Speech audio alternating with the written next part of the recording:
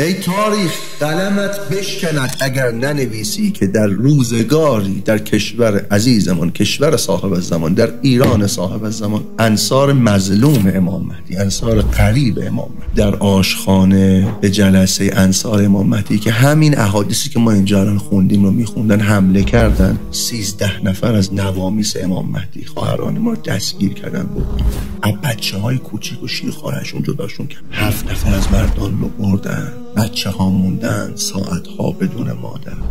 تاریخ قلمت بشکند اگر ننویسی.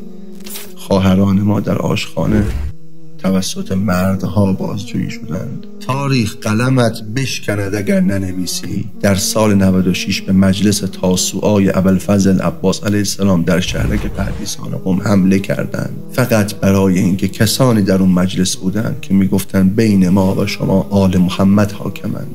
تاریخ قلمت بشکند اگر ننویسی. در سال 2008 به انصار امام مهدی که جرمشان اعتقاد به همین وصیت پیامبر و روایات آل محمد بود حمله کردند و کشتند و بعد تهمت زدند به اون.